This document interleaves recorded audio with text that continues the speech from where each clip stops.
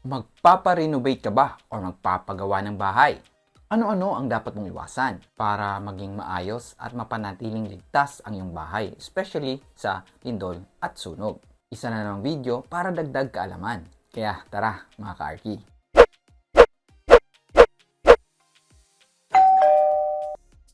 Hello once again! At sa mga bagong pasok pa lang dito, ako nga pala ang iyong Kuya Architect at ang channel na ito ay puno ng videos all about house design and construction. Meron tayong iba't ibang tips and information para gawing maayos ang pagpaplano, maging budget friendly, at syempre para gawing maganda ang itatayo nating mga dream homes. So kung interesado ka about these videos, subscribe na dito sa ating Kuya Architect channel para updated ka sa ating mga bagong videos. So sa ating video ngayon, ating i-discuss ang 5 common mistake sa pagre-renovate ng bahay na pwedeng magkaroon ng negative effect sa kalaunan. Papaano ito maiwasan at mga alternative or solusyon dito. This involves materials and structural elements ng ating bahay sa renovations. So kung ready ka na, tara! 5 common renovation mistakes to avoid. Well, before tayo mag-proceed sa ating main topic, meron na pala tayong ginawang video all about some of the most common house construction mistakes naman. So, kung magpapatayo ka ng bahay from scratch, pwede mo itong panoorin para mag-guide ka on the things to avoid sa, again, pagpapagawa ng bahay. Watch it later. Links on the description below. First renovation mistake, unchecked structural modification. Relevant ito ngayon, especially meron mga threats ng malakas na lindol dito sa ating region. Alam mo yun, pag gusto mong mag-renovate ng isang bahay at may nakita ka isang poste or isang pader na gusto mong alisin or i-modified yung kanyang dimension, bawasan ng sukat or paliitin ito. Especially for those who purchase or bumili ng mga gawa ng bahay at gusto itong i-renovate. Isa nga sa delikadong mistakes ay ang paggalaw or pag-modify ng mga structural elements na ito nang hindi mo pinapacheck sa isang professional. Dapat mo munang alamin if ang mga components na ito ay load-bearing or may sinusuportahang bigat sa ating structure. Especially yung mga poste, no? Hindi kasi basta-basta paliliitan yan or modified mo yung kanyang dimension. Kasi baka yung mga laki or yung mga dimensions ng mga posting yon ay sapat para suportahan ng iba pang structural elements tulad ng beams at slab. So, pag pinalitan mo ito, may chances na magkaroon ng collapse. Meron din tayong tinatawag na load-bearing walls. Ito rin yung mga pader na aside from partitions, meron talagang sinusuportahan na structural element gaya ng isang slab or beam. Kaya bago mo tibag or galawin yung isang wall, especially yung mga concrete walls, ay alamin mo muna kung ito ba ay load-bearing para maiwasan ang pagkakaroon ng structural strain or yung paghina ng mga support sa ating bahay or structure, especially dun sa mga concrete na multi-story na mga bahay na yun, ipaparenovate. Isa pa sa dapat iwasan in connection with this sa ating renovation yung basta-bastang pagbubutas ng ating concrete beams or columns para doon idaan yung bagong installed na mga tubo or piping sa ating renovated spaces. Again, mako-consider ito na modification, yung pagbubutas ng ating beams or columns para sa mga tubong ito. Pag hindi ito ginawa ng tama or hindi ito napacheck, ay maaaring pahinain talaga nito yung column or yung beam. At eventually, pag may lindol, delikado na ito for collapse. Kung let's say, bibili kayo ng bagong bahay na gawa na, mas ideal talaga kung meron kayong copy ng structural plans para mapacheck nyo ito sa isang structural professional. If ever man, meron kayong gagawing modification sa mga structural support ng bahay na ito.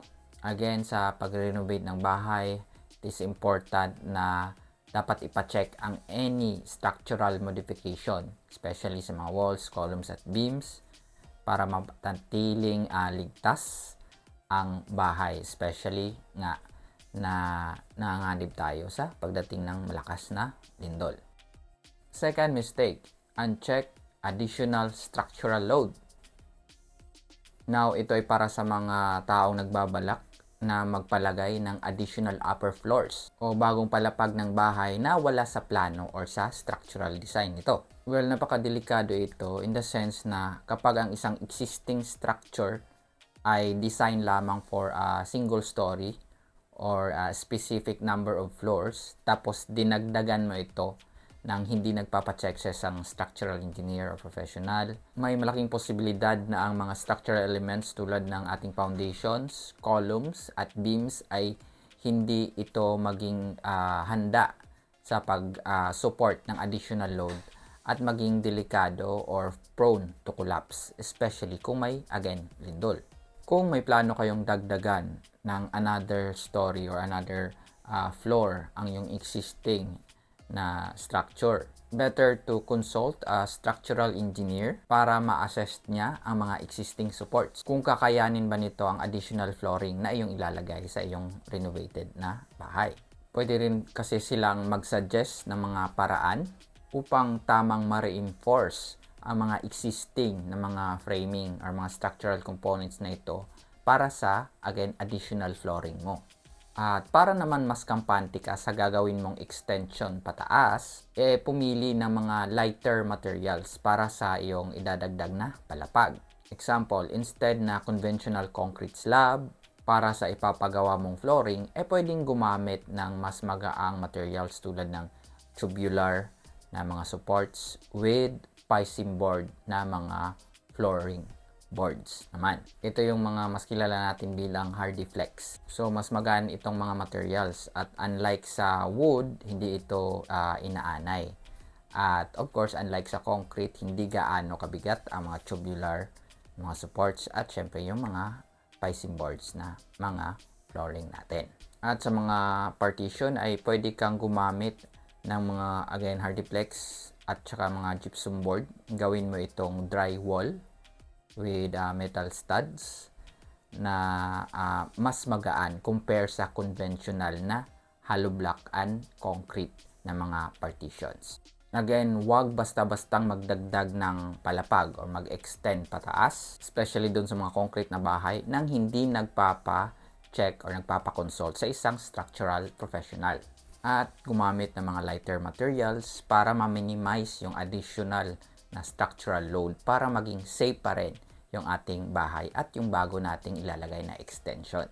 At since napag-usapan na natin ang tubular flooring, meron na pala tayong videong ginawa tungkol dito at iba pang mga conventional flooring tulad ng concrete slab at ng steel decking naman na mga concrete flooring. Nandoon sa video ang mga pros and cons ng mga type of slab construction. Kaya pwede mo itong panoorin. Links on the description below. Next, renovation mistakes. Fire hazards. Ito yung mga pagbabagong gagawin sa bahay o yung renovation na maaaring mag-result sa sunog. Ano-ano nga ba ang mga ito? Una, ang basta-bastang pag-a-add ng power outlet or ng power source. If may existing na power circuits na ang isang bahay, importante at ideal talaga na ipacheck mo muna ito sa electrician bago ka magdagdag ng iba pang saksakan. Especially dun sa mga malalaking appliances na nagpuproduce ng init or ng lamig. Gaya ng refrigerator, ng aircon, ng water heater, or yung laundry dryer. Ang mga appliance kasing ito requires higher voltage. Let's say, kapag nag-add ka ng isang power outlet para sa mga appliance na ito, sa isang existing na power circuit, or gumamit ka ng extension wire para masaksak ang mga appliance na ito, may tendency na mag-overload or hindi kayanin ng circuit na yon yung additional na voltahe. Kaya pwedeng magkaroon ng short circuit or pag-spark na maaring dahilan na magkaroon ng sunog. Kaya kung magkakaroon ng renovation, especially dun sa mga bagong biling bahay na gusto mong i-renovate, dapat meron ka ring copy ng existing na electrical plan para alam ng mga electrician kung anong circuit ang pwede pang dagdagan ng power outlet para again iwas overload ang iyong electrical circuit para iwas sunog. Isa pa sa delikadong practice sa pag-renovate ay yung pagbubutas ng firewall. Siguro meron sa atin ang gustong dagdagan yung bintana sa bahay. Kaya magbubutas tayo sa ating mga firewall para again may dagdag illumination or ventilation sa ating spaces. Pero napaka-delikado nito kasi nga yung firewall natin ay intended para i-shield yung ating bahay pag merong sunog para hindi ito makapasok dito. Pag nilagyan mo ito ng butas or anumang opening like bintana or exhaust ng aircon, maaring doon pumasok ang apoy kung may sunog. At of course, delikado ito para sa ating mga bahay. Again, ulit, huwag butasan ang ating mga firewalls. Next renovation mistake, water damage. Ito yung mga areas na may visible na bakas ng water damage tulad ng pagkabulok o yung staining or discoloration ng mga materials gaya ng mga moldings, ceiling boards at yung mga walls. Marami kasi ang inaalis lang or nire-replace yung mga materials na yon na may water damage nang hindi talaga nire-resolve kung saan nanggaling yung water leakage. Example, yung mga pader na may lumulobong mga pintura. Wag mo munang palitan agad yung top coat. Dapat i-check mo muna yung outer side kung ito ba ay exposed sa water absorption. Kasi kahit anong pintura mo dyan, lulobo at lulobo yan pag may tubig na na-absorb galing sa labas. Especially kung malakas yung ulan. Dapat mo munang i-waterproof yung likod ng pader. Pwede kang gumamit ng mga cementitious mix or yung mga paint applied na waterproofing. At pwede rin yung waterproof na mga skim coat para sa mga pader na yon. Para again, hindi na sumipsip ng tubig yung outer side ng ating mga walls at mapunta dito sa loob. Ma-avoid na natin yung mga paint defects sa interior ng ating bahay dahil waterproof na tayo sa labas.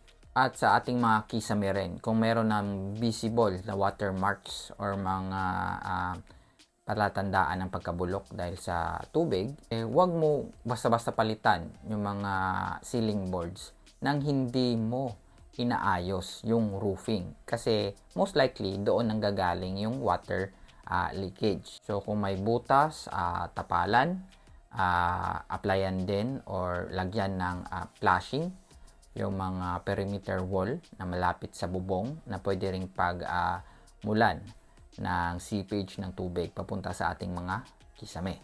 At kung may napansin ka namang may namumuong tubig sa ating mga floor tiles or sa ating mga pader, most likely may leaking yung ating water source na naka-embed or nakapailalim sa floor slab or sa ating mga concrete walls. So most likely, pag hindi ito na-condemn yung line na yon ay titibagin natin yung walls at yung flooring para again ma-condemn or ma-repair natin yung leaking, which is dagdag trabaho ito. So advisable na as much as possible ay hindi talaga dapat ilagay o ipailalim yung mga water lines natin or i-embed sa ating mga concrete slab or sa wall. Dapat nasa perimeter lang ito or sa labas para again pag may sira or may leakage ay hindi ito makakasira sa ating pader at sa ating mga flooring. Mas madali ding i-repair.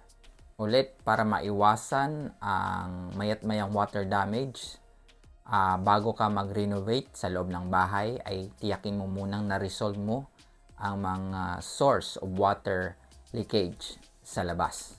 At magkaroon ng tamang waterproofing application at mga materials para dito. Anyway, since napag-usapan na natin ang waterproofing, meron na tayong video ukol dito. Ang iba't ibang waterproofing materials na available sa market at kung ano ang mga different applications nito sa iba't ibang surface ng ating mga bahay. You can watch it later. Again, links on the description below. At last sa ating renovation mistakes, ang mga tile wastage. Ito yung mga unnecessary works at pagtatapon ng mga tiles na pwede pang magamit. Example nito yung tile sa kusina, yung backsplash sa walls. Instead kasi na bakbakin mo yung existing tiles, pwede ka nang gumamit ng mga sticker tiles. Huwag yung mga mumurahin Gumamit yung mga metallic or yung mga glossy type na mga sticker tiles na mabibili natin sa mga depots. So ulit sa paggamit nito ay hindi mo na kailangan pang bakbakin yung existing tiles. Makakatipid ka na sa manpower at sa oras. Sticker tiles lang pwede na rin. Isa pa sa common mistakes natin ay yung pagtatapon ng mga nasirang mga tiles mula sa mga flooring or sa walls na binakbak nating for renovation nga. Una, pag hindi naman ganun kalaki yung sira or naging bent lang yung tiles, pwede natin itong gamitin as flooring sa ilalim ng ating mga, let's say, kitchen cabinets or sa mga storage spaces natin kung saan hindi naman ito visible kasi meron namang mga cabinet doors. Mas maganda kasi kung naka-tiles yung flooring na yon sa spaces na nabanggit kasi mas easier yung maintenance dahil mas madali itong punasan at walisan compare lang sa bare concrete lang ito. Para naman dun sa mga tiles na na-crack na talaga into smaller pieces, ay pwede pa itong gamitin. May tinatawag tayong terrazzo finish. Kung saan yung mga fragments ng mga tiles ay pwedeng gamitin for decorative surfaces. Gaya ng sa lanay, sa pathway, or sa porch area, or sa iba pang exterior na spaces. Pwede rin itong gawin sa ating mga walls kung saan maging parang random decorative yung design ng walls na yan. Again, ito ay tinatawag na terrazzo finish. Muli, kung hindi naman necessary na bakbakin yung tiles, ay wag na. At kung meron mang mga natirang mga tiles or yung mga debris na mga binakbak na tiles, ay pwede pa itong ma-recycle to form another surface or flooring at walling natin sa bahay. Iwasan ang wastage. Ulit, yun yung ilan sa mga dapat iwasan sa pagre-renovate ng bahay. Again, marami pa tayong mga videos all about house design and construction na maaari mong panoorin sa ating channel. Nandoon naka-playlist na ang mga topics natin. So, pwede mong i-check later. Kung merong katanungan or opinion ukol sa ating topics ngayon, ay pwede nyong isulat doon sa ating comments below. Huwag rin kalimutang mag-like, i-share, at syempre kung hindi pa, please do subscribe dito sa ating channel. Muli, ito yung Kuya Architect. Salamat sa manonood. Deserve mo ang maayos at magandang bahay. Bye!